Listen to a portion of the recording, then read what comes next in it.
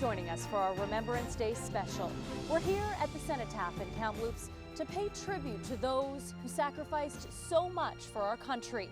Every year on the 11th hour of the 11th day of the 11th month, Canadians pause for a moment to remember the thousands of men and women who serve and continue to serve in times of war, conflict, and peace.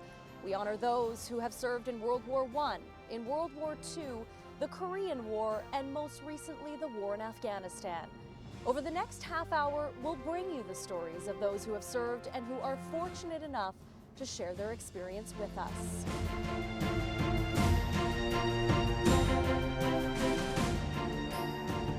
We Stand on Guard is brought to you by Strauss Herb Company, where they salute our war veterans.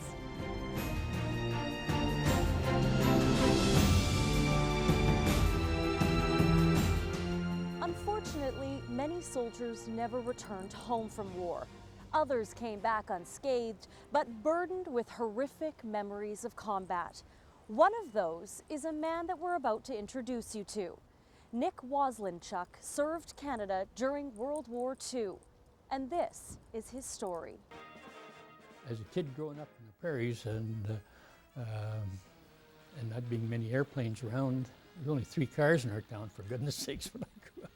But and there was a bush pilot come in and landed in our town one day, and my brother and I were hoeing the potatoes when this guy came into town, and shovels were left and gone, and everybody in town locked up, and we all went across the railway track. And this was at St. Lazare, Manitoba, and I fell in love with the airplane, first airplane I ever seen. The year was 1939, and Nick Waslinchuk was just 16 years old. World War II was just getting started in Europe, and Waslinchuk's fascination with airplanes and serving his country prompted him, like many others, to sign up with the Canadian Air Force. I had to wait a couple of years, but all the guys we played ball with and played hockey with from our town all gone into the services, you know, and everybody was singing these patriotic songs, and it rubbed off on the kids. I joined up in November 41, just a couple of months before I turned 18. And I don't think any of us ever thought of joining up because of the money. I think we got $1.05 a day or something like that. Waslinchuk was sent to England for several weeks of vigorous training, and it wasn't until he arrived in Europe that he learned the full scope of what was going on. And we were walking the beach there one day, 4 of us, and we heard a heck of a racket, and we looked up, and here's a Spitfire chasing the Focke-Wulf 190, German top-notch fighter plane, and the Spit got him and just a little bit offshore, and when that guy come burning down, and he never got out of the plane, so obviously he was either dead or, you know, wounded, he couldn't get out. But that was the first action we'd seen, and we were on the ground just as spectators. And I thought, my God, there is a war on. Waslinchuk continued his training and became a bomb aimer in Canadian No. 6 Bomber Group. He worked in a crew of 7. Our job then was to knock out marshalling yards, freight yards, bridges, highway junctions, and then place at transportation hubs. Our first trip was to the outskirts of Paris, and we had these bundles of things. You'd break them and put them down through the chute, and people on the ground would pick them up. We told them to, you know, keep their hopes and faith up. We'd be here sooner or later to free them. Night after night, Waslinchuk and his fellow crewmates tirelessly flew over parts of Europe, dropping bombs and taking out targets. I don't think there's a crew that flew that doesn't remember the aircraft being shot down right beside them and in front of them, and, you know, all over the sky, and some of the heavily defended targets where, you know, some of the targets in one night we'd lose 50 to 70 planes. I think Nuremberg was a bad target. We lost 74 planes one night, you know, 7 people in the plane. It's a pretty big loss, major losses. So we had some of those, and I think that was something that I'd never forget, you know. I've seen fellows jump out of airplanes, and you could see them burning on the way down in their parachutes, you know, things like that. Stays with you forever. The odds were against Nick Waslinchuk. Only 10% of his bomber group came home alive. Frederick George Brzezina, very good friend of mine, trained with him, went overseas with him, and he was shot down July 18, was killed July 18, 1944, and he was flying with 630 Squadron. Names of the other 90%, some 10,643 men and women, are contained in these 2 books. I'm very thankful every day that I'm one of the 10%. Because I know a lot of my very good friends that are in the 90%. You know, some of them are made it back, wounded and things like that, but a lot of them are gone. I wouldn't have missed it for anything, you know, looking back at it now. But when you lose all your best friends, like, you know, night after night, somebody else gets it. When I got those 2 books that I put together from Nanton and started going through there looking for guys that I trained with and flew with and that, and so many of them were in that book.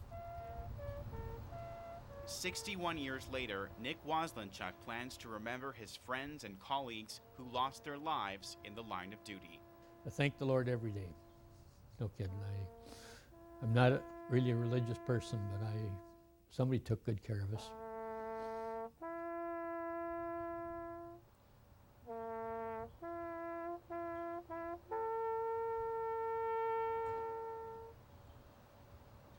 When duty called, Canadian men and women went to war. Among the soldiers were thousands of Native Canadians. 35 members of the Tecumlip's Indian Band served their country, including Al Manuel. For Al Manuel, this has been a ritual for almost 7 decades. With the help of his daughter Marilyn, he is preparing to attend another Remembrance Day ceremony in honor of his fallen comrades. At 90 years old, it's a lonely vigil for Manuel, the last remaining Native vet in Kamloops. I was actually called up in 1941 because guys were in there already a year or 2 years already. So, and there was quite a few guys around, and they started joining up. I says, what the heck, I'll join up too. At the time of the Second World War, Aboriginal Canadians were treated like second-class citizens. But Manuel says it was different in the military. Everybody was the same. The whole makeup of the Canadian Army was everybody treated people as the same. The average Canadian were all working guys, trappers, working guys, farmers, and they molded them together and it became an army. There were not very many natives in his unit. He was one of only 3 in a company of 100 soldiers. But his family has a proud tradition of serving Canada. His father fought in World War I, and his sister also served during World War II. 35 members of the Kamloops Indian Band served during the 2 Great Wars. Manuel was one of 15 that saw battle. Only 20 years old at the time, his tour took him to Britain, North Africa, Belgium, Italy, and Holland. As an infantry soldier, he was on the front line. Oh, he was scared, all right. But not to run or something, because your feeling and stuff was really sharp, you know. You got it, and your heart is thumping away there, and that you develop a go get 'em attitude, you know. Otherwise, you might be too late. Manuel doesn't remember the names of the many small towns he passed through, but he doesn't forget the deadly battles. His service to his country didn't end after the war. Here in Kamloops, Al Manuel went on to give his time coaching baseball and hockey. He still speaks to students and Native youth about his wartime experience, and he never forgets those who did not come home. The whole operation I was involved in, I think of the guys that didn't come back. Well, it's a time of remembering, eh? You hear that bugle play. There you go, you're thinking they went over there for a cause to start with, and some of them paid the highest price, which is death.